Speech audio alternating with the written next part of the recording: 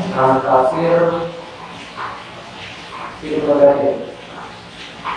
Tafsir salah satu tafsir yang baru yang bisa bagi kita ambil pelajaran dari. Namun sebelumnya kalau kita sama-sama berdoa Allah Subhanahu wa Ta'ala, Allah Subhanahu wa Ta'ala telah memberikan kepada kita rahmatnya kepada kita, dan juga Allah Subhanahu wa Ta'ala telah menurunkan hujan tanda rahmat Allah Subhanahu wa Ta'ala turun. Sebagaimana kita tahu bahwa setiap makhluk hidup itu berasal dari sebuah sari padi. Salah satunya adalah kandungan air di dalamnya. Allah Subhanahu wa Ta'ala menurunkan pada malam hari ini hujan yang alhamdulillah bisa kita rasakan bersama-sama. Dan juga kita jangan lupa untuk berdoa. Allahumma sholli ala Muhammad, Allahumma sholli ala Muhammad, Allahumma sholli ala Muhammad. Allah Subhanahu wa Ta'ala mengamati dengan adanya hujan ini seperti halnya Allah Subhanahu wa Ta'ala memberikan rahmat kepada seluruh makhluk yang masyarakat muslimin dan muslimat sedang sholat maghrib menjelang isya di dirahmati Allah Subhanahu wa Ta'ala. Kita akan lanjutkan pembahasan kita tentang tafsir Al-Fatihah, yang mana sebelumnya kita sudah menjelaskan sedikit panjang tentang rahasia-rahasia yang terdapat di dalam Al-Fatihah itu sendiri. Namun sebelumnya, untuk mereview kembali, maka ada baiknya kita mengulang sedikit apa yang sudah kita pelajari dari tafsir Ibnu Katsir. Dari awal kita awali dengan A'udzu billahi minasyaitonir rajim. A'udzu billah, saya berlindung kepada Allah, minasyaitonir rajim, daripada syaitan yang terkutuk. Artinya syaitan itu asal dari kata syaitan, artinya menjauh. Dan syaitan itu memang mempunyai sifat menjauh dari kebaikan. Maka tidak heran kita kalau seandainya syaitan itu mempunyai sifat yang seperti itu, syaitan. Makanya kita atau nanti kalau seandainya kita mempunyai seorang anak, dikaruniai anak, maka berikan nama anak kita yang baik dan yang bagus. Karena salah satunya adalah doa. Nama itu mempunyai doa. Setiap kita memanggilnya, setiap kita mendoakan kepadanya, maka berikan anak itu doa yang baik. Dan itu sebenarnya adalah hak daripada seorang laki-laki, atau hak daripada orang tua untuk memberikan anaknya nama terbaik. Tergantung apa yang diinginkan oleh orang tuanya itu, atau apa yang dicita-citakan oleh orang tuanya supaya anaknya itu menjadi lebih baik atau dan sebagainya. Maka jangan berikan anak kita nama-nama yang buruk. Dan sekarang kita lihat banyak orang yang memberikan nama-nama dari Al-Quran tanpa melihat apakah itu baik atau buruk. Seperti Mutaffifin, panggilannya Afif. Mutaffif itu orang-orang yang curang, dan itu tidak diperbolehkan. Bagus, dalam Al-Quran diambil itu, tapi artinya itu tidak bagus. walaupun ada di dalam Al-Quran, kita melihat hal kebaikan yang lain, dan itu harus diketahui oleh semua umat muslim, terutama bagi orang tua. Ar-Rajim artinya dia itu terusir dari kebaikan yang tadi. Dan a'udzu billahi minasyaitonir rajim ini ada yang berpendapat bahwa membacanya sebelum membaca Al-Quran salah satunya adalah untuk menghindari bisikan-bisikan syaitan dan supaya kita menjadi tenang. Ala bidzikrillah tatma'innul qulub. Semuanya dengan mengingat Allah hati menjadi tenang. Salah satu cara yang paling jitu untuk membuat hati itu tenang adalah membaca Al-Quran. Tapi ketika kita membaca Al-Quran tidak kita dahului dengan a'udzubillah, bisa jadi nanti ketika kita membaca Al-Quran mata dan mulut kita itu dalam Al-Quran, tetapi pikiran dan hati kita kepada yang lain. Itu namanya waswas syaitan, bisikan syaitan. Dia bisa membawa kemana saja, tetapi kita tidak mengetahui. Dan juga a'udzubillahi minasyaitonir rajim juga menyucikan mulut dari hal-hal yang sia-sia, hal-hal yang tidak berfaedah. Selanjutnya kita masuk ke Bismillahirrahmanirrahim. Bismillahirrahmanirrahim dengan menyebut nama Allah yang Maha Pengasih lagi Maha Penyayang. Artinya salah satu nama Allah itu adalah Ar-Rahman dan Ar-Rahim. Dan kalau seandainya kita mulai dengan Bismillah, artinya kita sudah meniatkan diri untuk saya ini membuat ini atau mengerjakan ini dengan karena Allah, bukan karena orang lain. Dan Bismillah ini juga bukan hanya kita baca sebelum atau ketika mau membaca Al-Quran, tidak. Kalau seandainya kita mau melakukan sesuatu, apakah itu keluar rumah, Bismillahirrahmanirrahim, Bismillahirrahmanirrahim, atau memakai sandal, kita dahului dengan kaki kanan, setelah itu kaki kiri, Bismillahirrahmanirrahim. Atau ketika kita masuk ke rumah, Bismillahirrahmanirrahim, Assalamualaikum. Atau kita keluar rumah, juga Bismillahirrahmanirrahim. Atau membuka pintu dan lain sebagainya. Setiap perbuatan yang dia balik dengan Bismillah, maka insya Allah keberkahan ada. Maka perbanyaklah mendahului dengan Bismillah. Tapi jangan mendahului Bismillah dengan sesuatu hal yang kejelekan. Seperti saya mau main judi nih, terus ketika sebelum lempar itu, misalkan judinya lempar dadu, sebelum lempar Bismillahirrahmanirrahim. Nah itu enggak nyambung.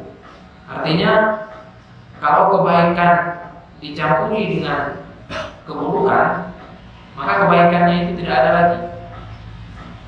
Sama saja dengan nol. Kita melakukan sesuatu itu karena Allah, tapi bukan hal keburukan, hal kebaikan. Karena ada banyak kebaikan-kebaikan yang kita tidak tahu kebaikan mana yang akan membawa kita memasuki surga Allah nantinya. Lalu kita masuk ke dalam ayat yang kedua. Ada yang mengatakan bahwasanya Bismillah itu termasuk dalam Al-Fatihah, dan juga ada yang mengatakan bahwa Bismillah itu tidak termasuk dalam Al-Fatihah, dan itu adalah ikhtilaf ulama.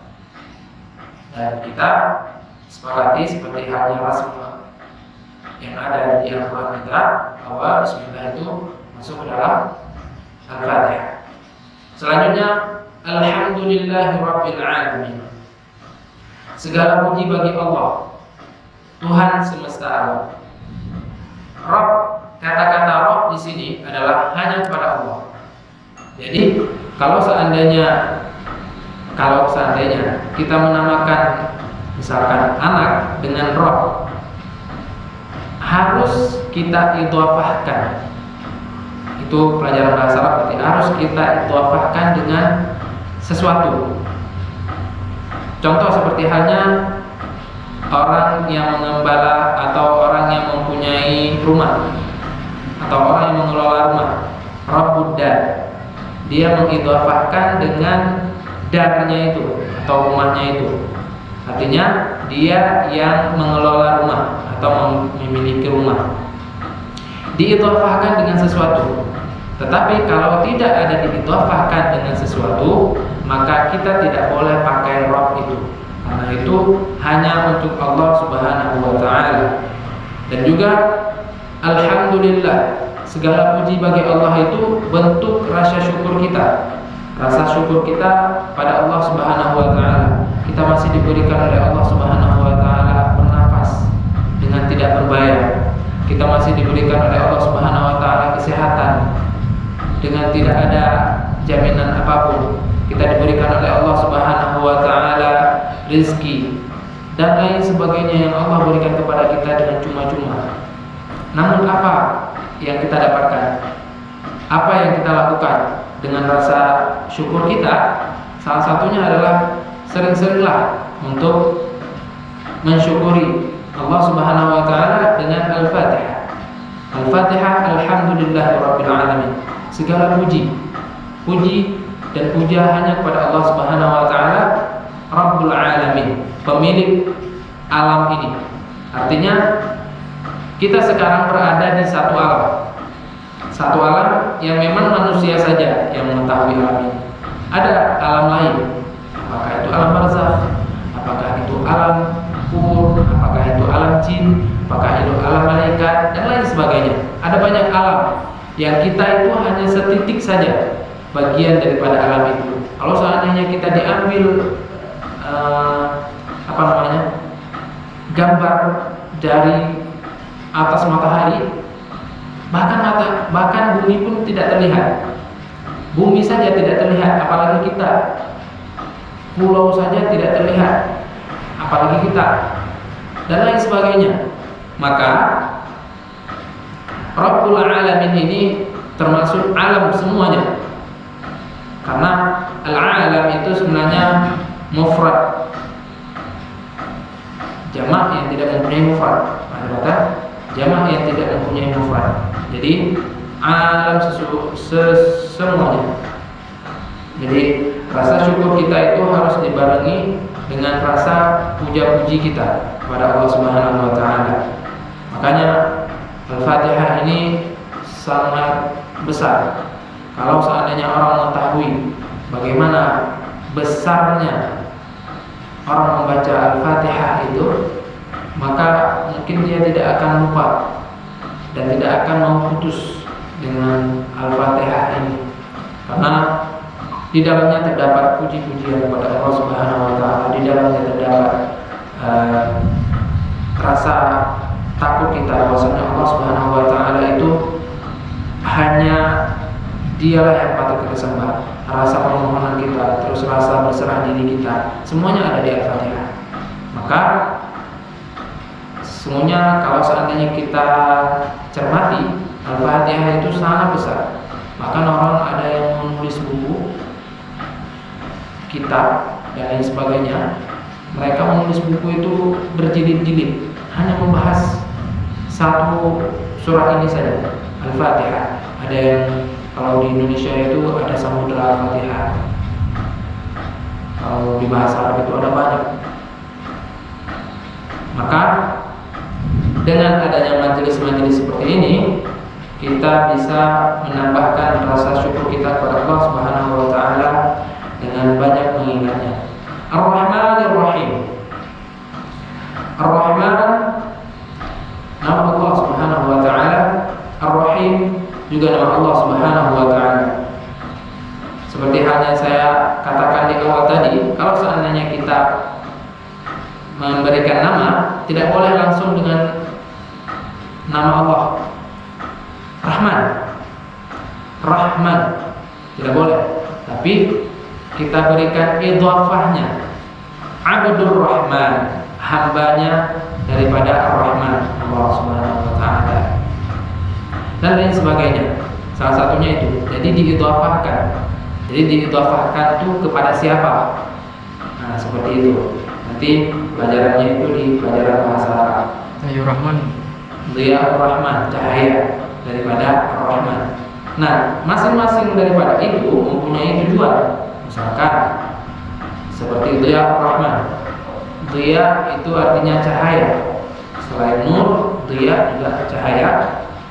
Ar-Rahman, bisa jadi orang tua kita ingin anak kita itu menjadi seorang ulama. Seorang ulama yang bisa bermanfaat bagi banyak orang.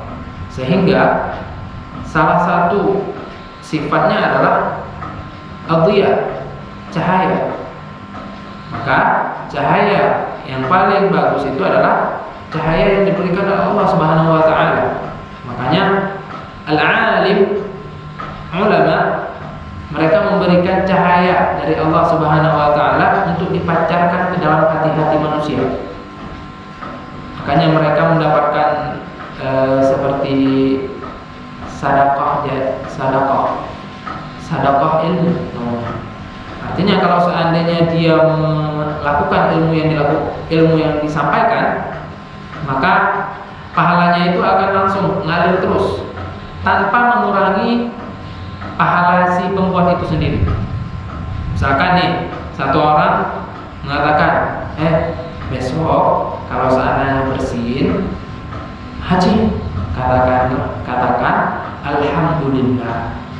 Lalu orang ini yang dinasihatin ini bilang haji alhamdulillah. Maka orang ini yang bersin tadi mendapat pahala. Orang yang mengatakan kalau seandainya bersin itu harus mengucapkan alhamdulillah, sama-sama memberi pahala, sama-sama diberi pahala oleh Allah Subhanahu wa taala tanpa mengurangi pahala yang didapatkan oleh orang yang bersin tadi. Sebegitu besarnya rahmat Allah Subhanahu wa taala diberikan kepada kita. Itu istilah sedekah jariyah. Jadi sedekah yang tidak terputus. Selama dia melakukan, maka pahalanya itu orang yang melakukannya itu mendapatkan, dan orang yang memberikan nasihat itu juga mendapatkan pahala. Lalu dulu Musailamah Al-Kadzdzab, dia mengatakan bahwa Rahmanul Yamamah, kan udah dibilang bahwa tidak boleh memberikan nama dengan nama tidak diidhafahkan kepada Allah, tidak diidhafahkan dengan sesuatu. Artinya nama-nama Allah itu tidak boleh langsung kita berikan kepada anak kita, harus diidhafahkan kepada sesuatu, supaya nama Allah itu bukan artinya kita, bukan. Misalkan Rahman, Rahim, misalkan. Artinya Rahim itu sifat Allah. Kalau seandainya sifat Allah itu diberikan kepada anak kita, berarti Rahim itu si anak itu, bukan. Makanya namanya itu harus diidhafahkan kepada sesuatu. Apakah Abdur Rahim, apakah itu Abdullah dan lain sebagainya. Jadi kalau sudah diidhafahkan itu, maka nama Allah tetap ada dan anak itu bisa mendapatkan manfaat seperti itu, atau doa daripada nama-nama Allah itu. Nabi Musailamah Al-Kadzdzab itu memberikan namanya sendiri Rahmanul Yamamah. Setelah itu Allah Subhanahu wa taala memberikan atau membuka kedoknya. Jadi kedok kepalsuannya itu dibuka sampai dia buat sebuah surat Al-Difda. Artinya kalau seandainya di Al-Quran itu ada Al-Fil, artinya gajah.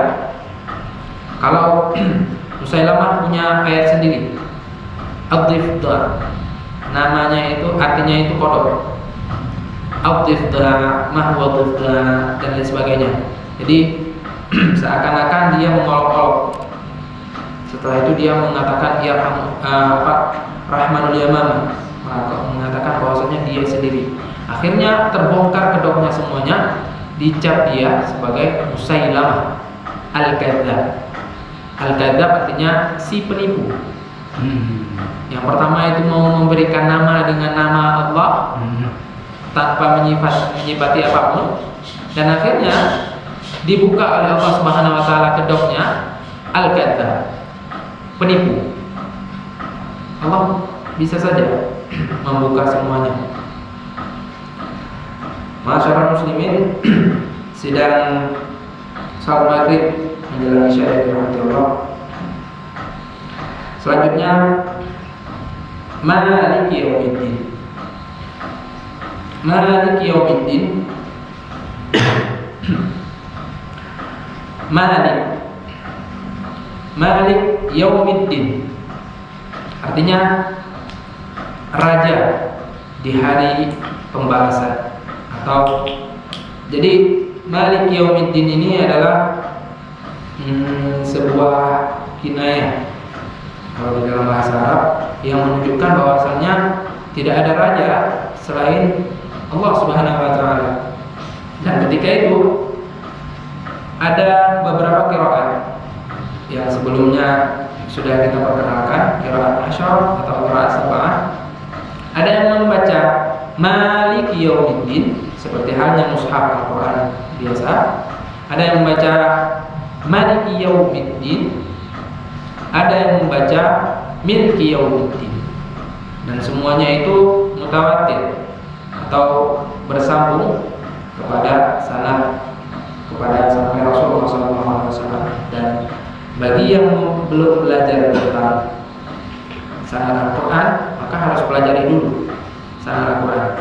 Jadi kalau seandainya kita baca, oh ini kan ada beberapa bacaan, boleh baca Maliki Yaumiddin, boleh baca Maliki Yaumiddin, boleh baca Milki Yaumiddin. Jadi karena kita sudah tahu, kita baca Milki Yaumiddin, nggak boleh kita nyambung-nyambungin gitu, nggak boleh. Jadi kalau seandainya biasanya kita baca seperti itu, kita sudah tahu ilmunya, dalami ilmunya dulu. Kalau seandainya memang mau membaca seperti itu, dalami qiraahnya. Ada qiraah sab'ah, bacaan yang 7, ada qiraah asyarah, bacaan yang 10. Kalau seandainya kita sudah bisa qiraah itu yang bersambung sanadnya, bersambung silsilahnya sampai ke Rasulullah, maka kita boleh baca. Tapi kita katakan sebelum sholat atau ketika kita membaca, sebelum kita membacanya, kalau seandainya di luar sholat, kita katakan bahwa saya akan membacakan surat ini dengan qiraah siapa? Hafiz an Asim atau qiraah unggul dan lain sebagainya. Jadi semuanya itu ada adab dan etika. Dan arti daripada Malik Yaumiddin, sebenarnya kita itu hanya berserah diri.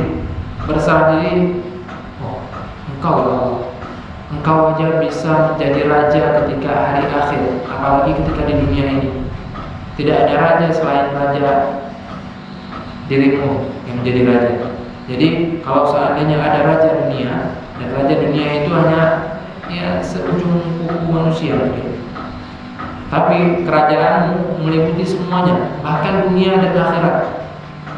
Engkau mempunyai semuanya ya Allah. Itu artinya kita berserah diri, ya Allah. Dan ini juga termasuk ke dalam ketauhidan.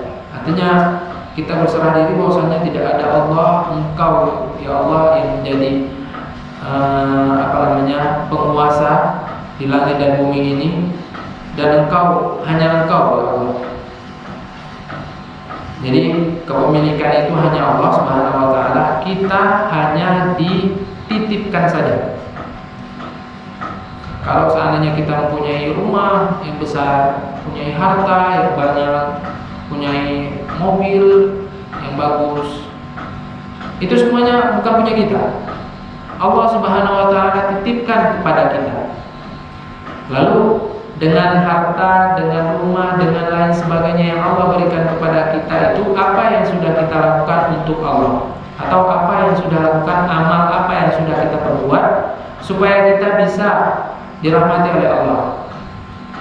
Makanya ada orang yang ketika kaya dia bersedekah karena dia sadar bahwa itu bukan punya saya, itu hanya titipan saja. Jadi manusia itu seperti seorang musafir. Ketika musafir itu capek, maka dia akan berhenti sebentar. Berhenti sebentar itulah manusia sekarang. Artinya ketika kita singgah sebentar untuk melepas penat lelah kita dengan jauhnya perjalanan kita, itulah sebenarnya hakikat kita di bumi. Lalu setelah kita beristirahat, kita jalan lagi kepada tujuan kita. Perjalanan kita menuju tujuan itu adalah perjalanan kita kepada Allah Subhanahu wa Ta'ala. Jadi dari awal kita di dalam rahim, setelah itu kita dilahirkan, setelah itu kita meninggal, setelah itu kita di alam barzah dan lain sebagainya. Semuanya itu adalah perjalanan. Maka dengan adanya perjalanan yang lika-liku itu sungguh penat, maka sebenarnya kita harus memikirkan ke depan. Artinya orang yang paling cerdas itu adalah orang yang memikirkan masa akhirnya, bukan hanya dunianya, tapi akhiratnya.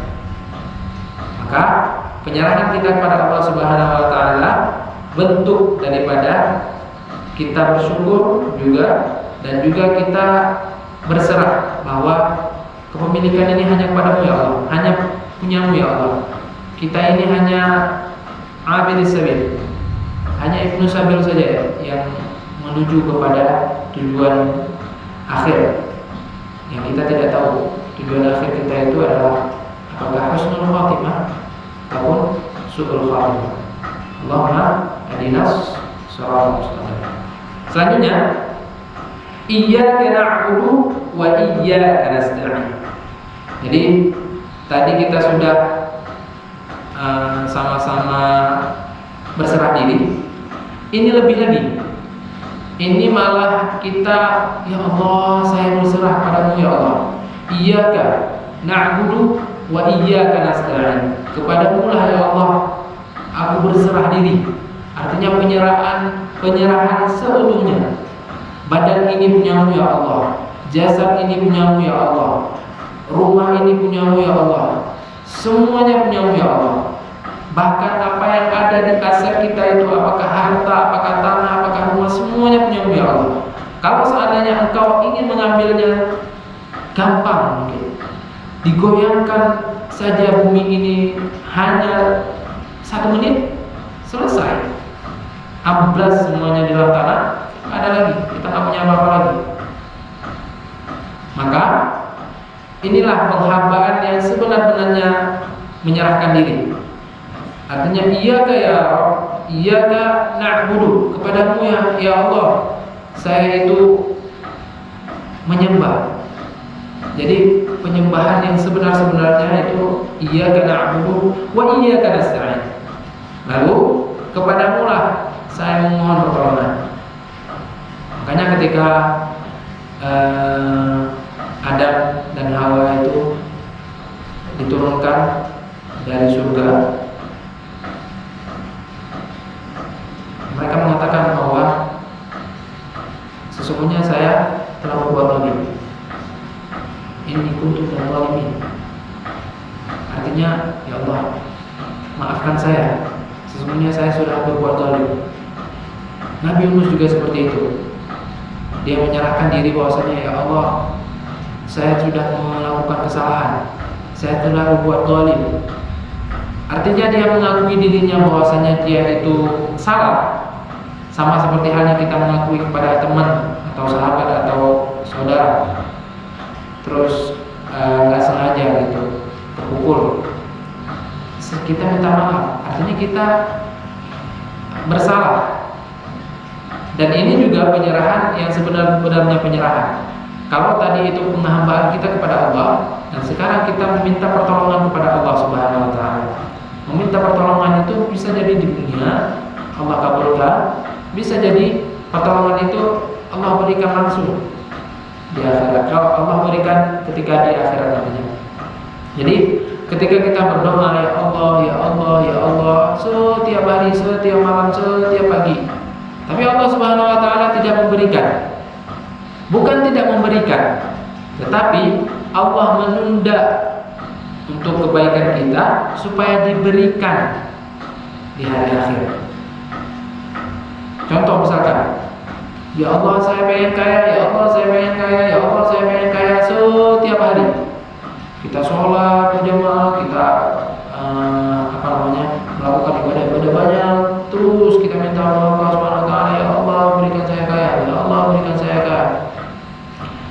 Lalu hidup kita seperti ini saja, tidak kaya dan tidak miskin. Artinya kalau seandainya kita kaya, bisa jadi kita lupa pada Allah Subhanahu wa taala, sehingga Allah menunda untuk memberikannya di dunia. Supaya apa? Supaya kita bisa merasakan di akhirat nanti kayanya. Bisa jadi ada hikmah lainnya juga. Kalau seandainya kita kaya, tiba-tiba nanti kita ada suatu masalah dan lain sebagainya, akhirnya kita stres, akhirnya bunuh diri, akhirnya masuk neraka. Semuanya itu punya hikmah.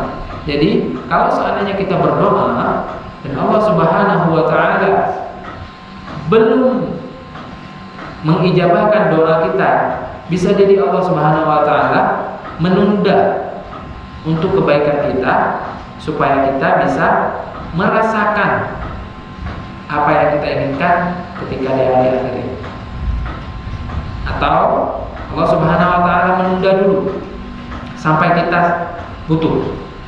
Jadi ada orang yang misalkan mohon maaf yang tidak diberikan keturunan, lalu dia minta keturunan, ya Allah ya Allah ya Allah ya Allah ya Allah ya Allah berikan keturunan. Tapi tiba-tiba Allah tidak memberikan. Dan bukan Allah tidak memberikan, bisa jadi dengan keturunan itu kita tidak taat pada Allah dan lain sebagainya.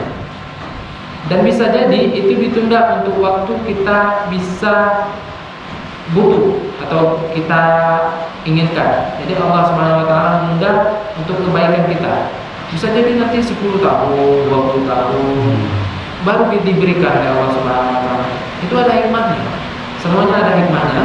Jadi jangan mengatakan bahwa Allah Subhanahu wa taala tidak mengabulkan doa kita. Tapi sebenarnya setiap doa kita itu Allah kabulkan. Namun terkadang Allah tidak mengabulkannya di dunia, tapi juga dikabulkannya di akhirat. Jadi lantaikan sekabat kita. Jangan berputus asa dengan rahmat Allah. Sesungguhnya apa yang kita minta itu akan diijabah dengan apa yang dibutuhkan, apa yang kita butuhkan oleh Allah Subhanahu wa taala. Masyaallah muslimin, sidang salat maghrib menjelang isya Allah. Lalu sebenarnya ibadah itu adalah tujuan kita, tujuan daripada kita hidup. Dari permintaan tolong itu merupakan sarana untuk mencapai ibadah itu. Karena dia disandingkan dengan na'budu wa nasta'in.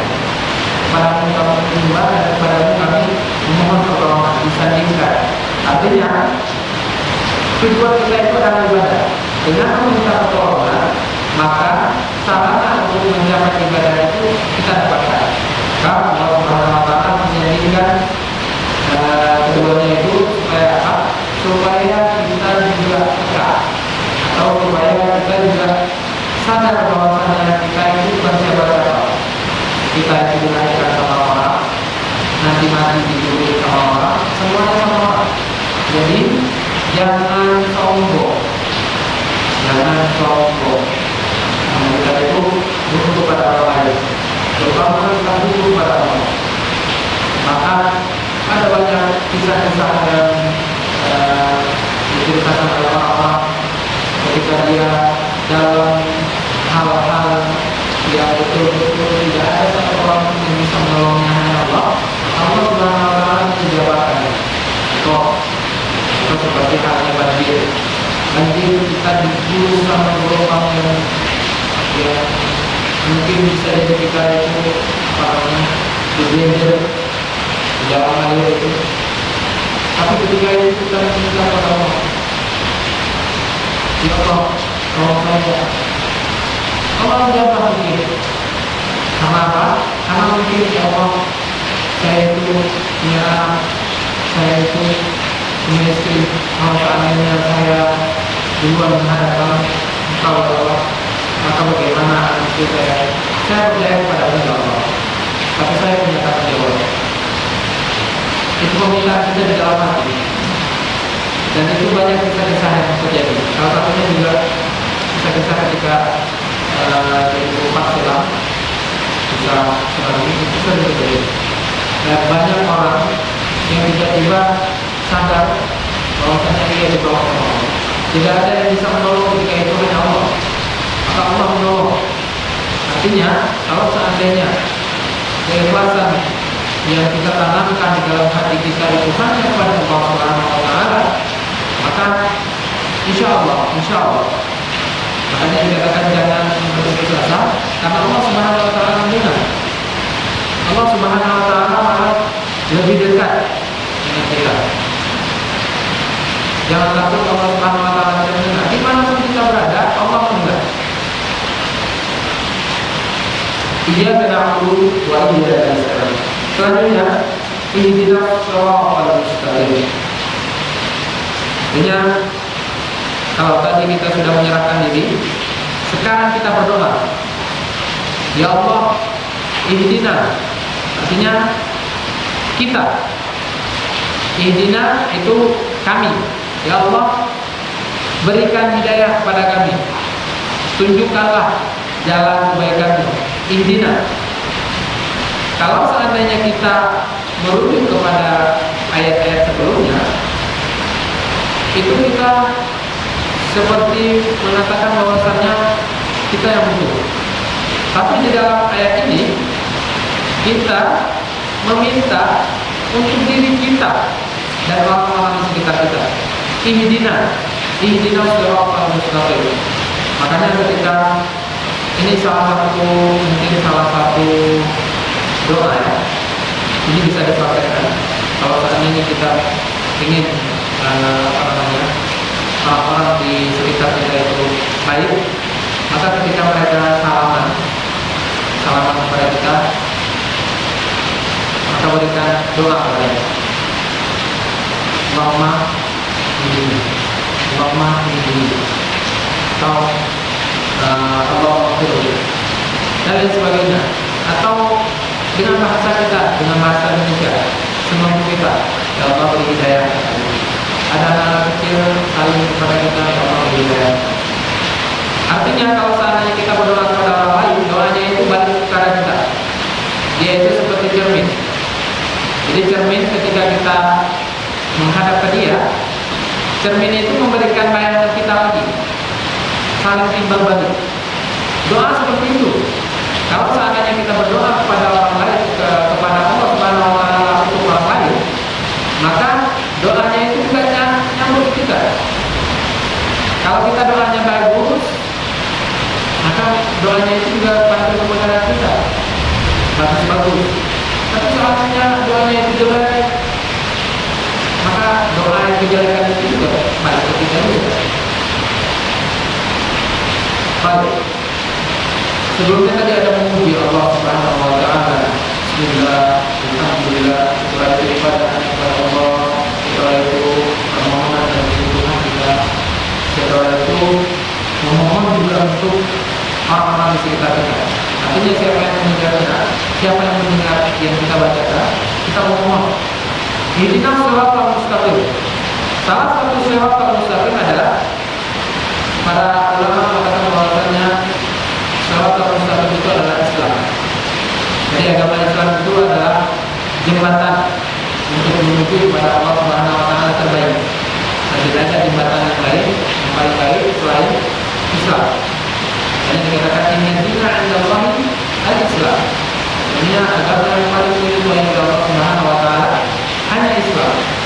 Maka ketika kita meminta ihdinas shiratal mustaqim, artinya kita kembali berislam dengan sejarah apa?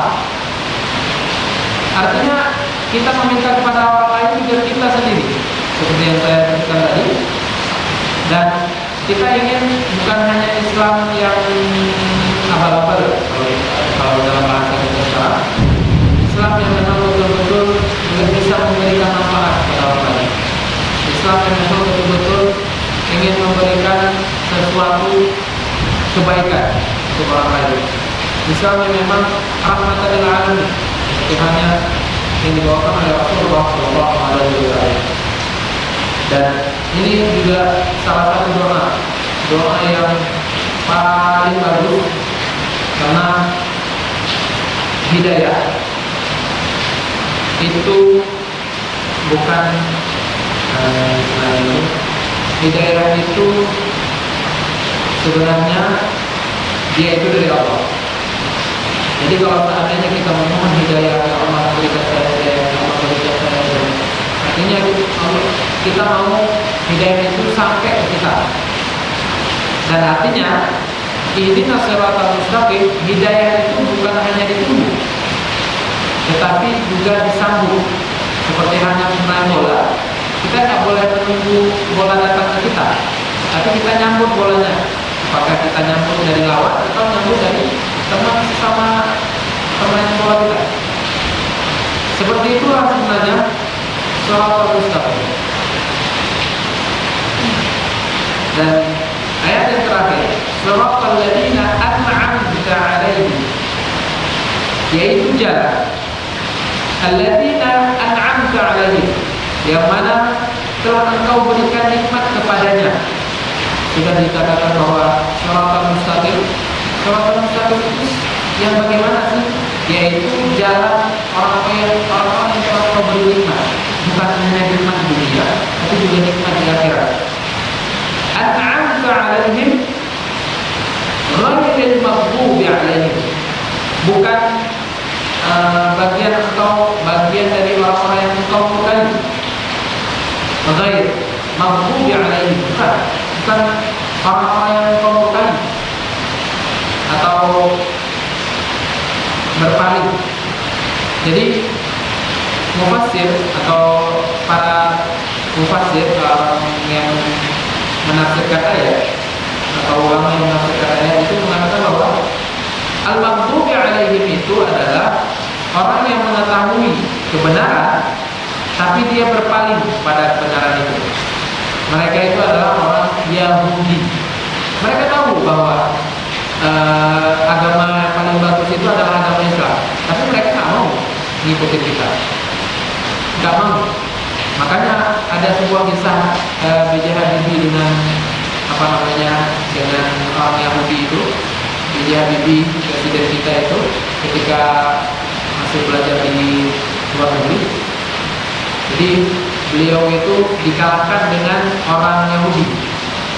Ternyata salah satu penyebabnya itu adalah dengan membaca Al-Quran. Orang Yahudi ini tahu bahwa membaca Al-Quran itu akan meningkatkan daya otak sehingga mencerdaskan orang lain, orang yang membacanya. Nah, semakin banyak kita membaca Al-Quran, maka semakin cerdas kita. Mereka tahu, orang Yahudi itu tahu. Maka dalam waktu 24 jam itu, kalau paginya mereka sudah kuliah dan melakukan aktivitas akademik, malamnya mereka bangun jam 3 malam, mandi, lalu membaca Al-Quran sampai subuh. Dan ketika presiden kita mengetahui bahwa ternyata itu adalah rahasianya, rahasia yang sebenarnya kita malu, kita orang Islam aja tidak melakukan seperti itu. Sehingga ketika B.J. Habibie melakukan itu, maka tidak ada yang bisa mengalahkan Bapak B.J. Habibie. Maka Bapak B.J. Habibie itu orang yang paling cerdas.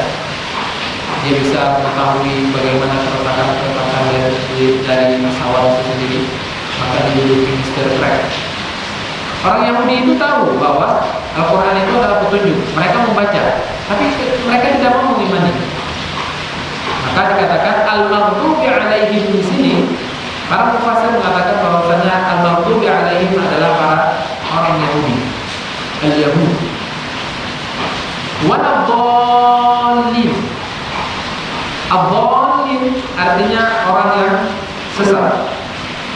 siapa orang yang sesat itu? Jadi mereka itu tidak tahu. Orang sesat itu mereka tidak tahu dan tidak mau tahu. Contoh misalkan, dan para mufassir mengatakan bahwasanya al-dhalin ini adalah orang Nasrani. Jadi mereka orang-orang Nasrani ketika mereka mempelajari, mereka mengetahui, maka banyak orang-orang Nasrani itu yang masuk Islam. Artinya orang Nasrani itu adalah sesat yang dikatakan dalam Al-Fatihah ini. Al-Dhalin itu adalah orang Nasrani. Jadi kalau seandainya ada orang Nasrani yang sudah pintar banget dan diberikan hidayah oleh Allah, maka dia pasti akan masuk kepada Islam. Makanya banyak profesor-profesor yang dari Amerika, dari Indonesia dan sebagainya, itu mereka itu menyelidiki dan mereka belajar tentang Islam, tapi tiba-tiba mereka sendiri yang masuk Islam karena mereka tahu kebenarannya itu ada di dalam Islam. Jadi ketika mereka mengetahui, mustahil mereka tidak masuk Islam, kecuali tadi Allah Subhanahu wa taala memberikan hidayah dan menyesatkan. Itu semuanya tergantung kepada Allah. Kalau seandainya orang yang pintar, memang orang pintar, mereka mendalami Islam, maka tidak sedikit mereka yang masuk Islam, kecuali orang-orang yang ingin menghancurkan Islam. Itulah lagi kejadian lagi. Baik, dari Al-Fatihah ini semuanya dia mencakup banyak hal. Dari awal dari mencakup puji-pujian, mengagunkan nama Allah Subhanahu wa taala, terus dia mengatakan bahwa hari pembalasan itu kita mesti kepada Allah Subhanahu wa taala, dan juga memohon dan merendahkan diri kita karena segala kekuatan itu hanya pada anak kecilnya ya Allah, dan pengikhlasan menghambakan kita kepada Allah Subhanahu wa taala bahwa tidak ada sekutu lain lainnya, hanya Engkau ya Allah.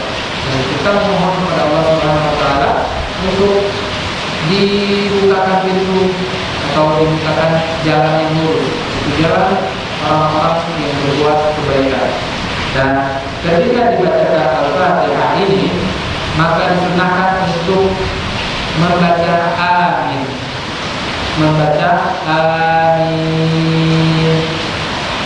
ada dua rakaat, minnya itu yang baca, jangan amin. Sama bacanya amin, minnya yang lebih panjang daripada a-nya. Amin. Karena kan orang lebih panjang amin, makanya minnya lebih panjang daripada amin. Itu artinya ya Allah kabulkanlah, ya Allah kabulkanlah. Dan amin ini sebenarnya diberikan hanya untuk umat kita. Pernah dikatakan dalam agama lain ketika Musa memohon kepada Allah Subhanahu wa taala dan Harun itu mengaminkan, hanya itu saja umat yang punya kata-kata amin. Dan setelah itu amin itu hanya disandingkan untuk umatnya Nabi Muhammad SAW. Nanti kalau seandainya ada umat lain, maka yang amin tapi amin dan sebagainya. Nah itu mereka mungkin setelah berlalunya waktu, mereka mengetahui, maka mereka juga.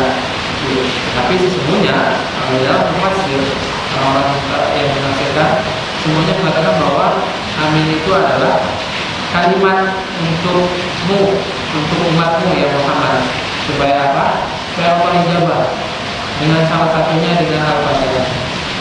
Mungkin ini saja yang bisa saya sampaikan. Subhanallah.